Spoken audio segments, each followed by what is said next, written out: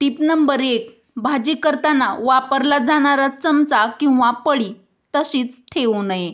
तसाच जर ठेवला तर गॅसवर किंवा ओट्यावर डाग पडतात व ते कडक होऊन पुसायला वेळ लागतो. त्यामुळे भरलेला चमचा खाली न ठेवता एखाद्या प्लेटमध्ये ठेवावा, म्हणजे किचन खराब होत नाही आणि आपला त्यासाठी वेळ देखील वाया जात नाही. प्रत्येक सुगरणीसाठी खास टिप नंबर 2, सोयाबीनची कोणतीही डिश बनवण्यासाठी सोयाबीन पटकन भिजवले जावेत यासाठी थोडेसे गरम पाणी करून त्यात मीठ घालून सोयाबीन भिजवावेत. यामुळे सोयाबीन खाताना आळणी लागत नाहीत आणि पटकन भिजले देखील जातात. अतिशय उपयुक्त व खास टिप नंबर 3, एखाद्या वेळेस वरण बनवण्यासाठी डाळ शिजवताना डाळ नीट शिजली नाही तर ती मिक्सरमधून फिरवून घ्यावी. त्यामुळे डाळ छान एकजीव अशी होते.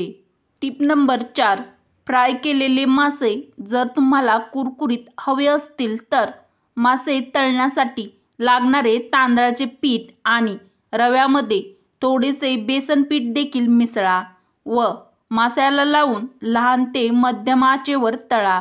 यामुळे मासे एकदम कुरकुरीत असे होतात व चवीला पण अत्यंत टेस्टी असे लागतात. तर अतिशय उपयुक्त टीप आवडली असेल तर पटापट लाईक करा. टिप नंबर 5, छोले व वाटाण्याची रस्सा भाजी बनवताना ती घट्ट व दाटसर होण्यासाठी थोडे वाटाणे किंवा छोले मिक्सरला वाटून त्याची पेस्ट भाजीत घालावी. यामुळे भाजी घट्ट होते व चवीला पण अत्यंत टेस्टी अशी लागते. टिप नंबर 6, मध गोठला असेल तर मधाची बाटली गरम पाण्यात ठेवावी. यामुळे मध लगेच पातळ होतो.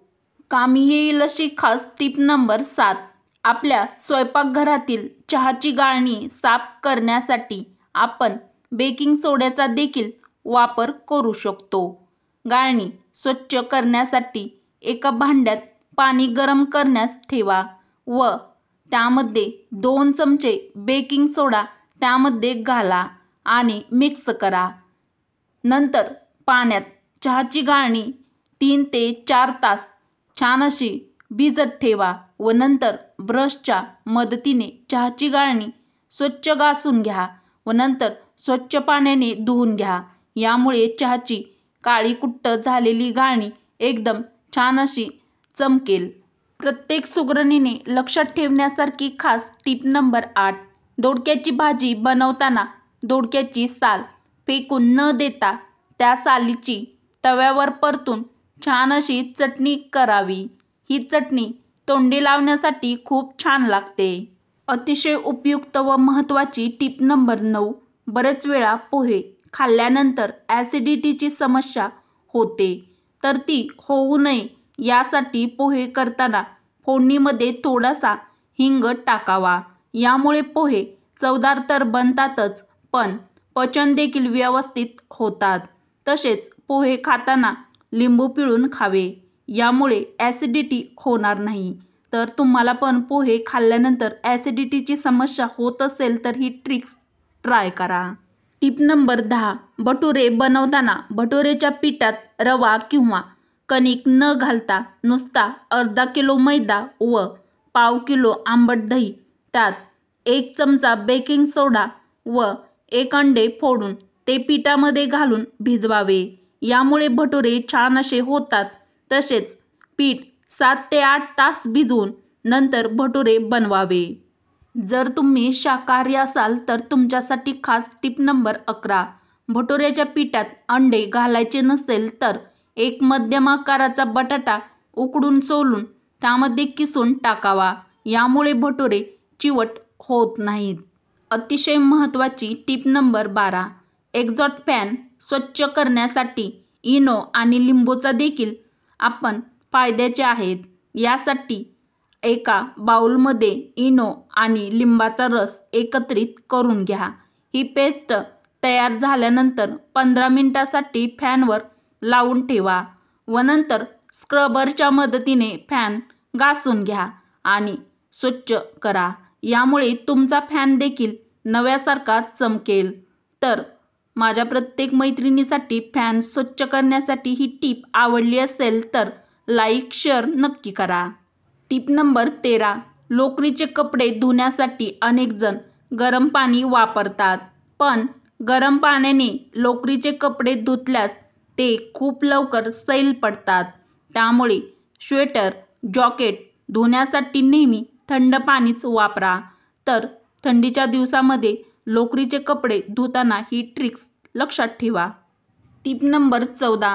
लोकरीचे कपडे धुण्यासाठी ते इतर कपड्याप्रमाणे भिजत घालायची अजिबात गरज नसते. अधिक काळ पाण्यात राहिल्यामुळे लोकरीचे कपडे खराब देखील होऊ शकतात.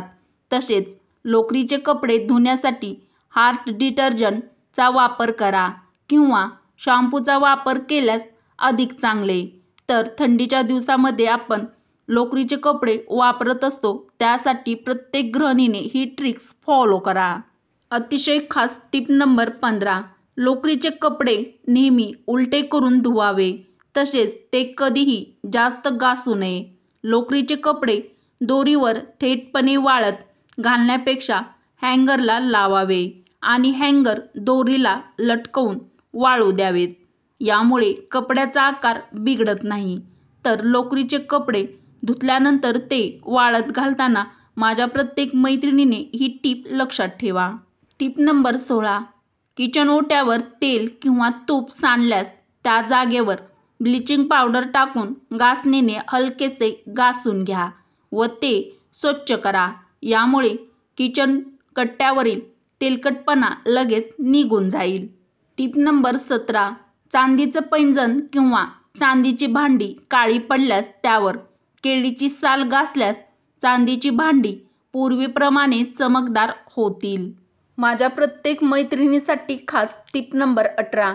केसांची चांगली वाढ होण्यासाठी अर्धा ग्लास पाण्यामध्ये ग्रीन टी आणि ॲलोवेरा जेलचे 4 ते 5 थेंब टाकून हे मिश्रण एका स्प्रे बॉटलमध्ये भरून ठेवावे. याचा रेग्युलर वापर तुम्ही केसावरती करा. यामुळे केस गळती कमी होते. तर तुम्हाला पण केस गळतीची समस्या असेल तर ही टीप ट्राय करून बघा. टीप नंबर 18. घरात कोणी दारू पित असेल किंवा दारू पिण्याची इच्छा होत असेल तर एका चमचाभर मधात आल्याचा रस किंवा सुंठ पावडर मिसळून दिल्यास दारू पिण्याची सवय हळूहळू सुटू शकते. तर दारू पिण्याची सवय सोडण्यासाठी ही टीप ट्राय करून बघा. टीप नंबर 19. फरशी पुसण्याच्या पाण्यात कधीकधी बेकिंग सोडा घालून फरशी पुसावी. यामुळे फरशा छान स्वच्छ होतात व त्या चमकदार देखील दिसतात. अतिशय खास टीप नंबर 20. वांग्याच्या डागासाठी दही देखील अतिशय उपयुक्त ठरते. दह्यामध्ये थोडीशीच हळद टाका व वांग असलेल्या जागेवर थोडी हे दोन्ही मिक्स केलेली मसाज करा. 10 ते 15 मिनिटांनंतर कोमट पाण्याने चेहरा स्वच्छ धुवून टाका. तर वांगाचे डाग घालवण्यासाठी माझ्या प्रत्येक मैत्रिणीने ही टीप ट्राय करून बघा. वरील उपयुक्त व खास टीप जर तुम्हाला आवडल्या असतील तर मराठी रोहिणी किचन या आपल्या मराठमोळ्या चॅनलला सबस्क्राईब करा, लाईक करा व असेच नवनवीन व छान छान व्हिडिओ तुमच्या मित्र-मैत्रिणीला नक्की शेअर करा. चला तर मग भेटू अशाच पुढच्या एखाद्या छानशा व्हिडिओमध्ये. व्हिडिओ पूर्ण बघितल्याबद्दल तुमचे मनापासून धन्यवाद.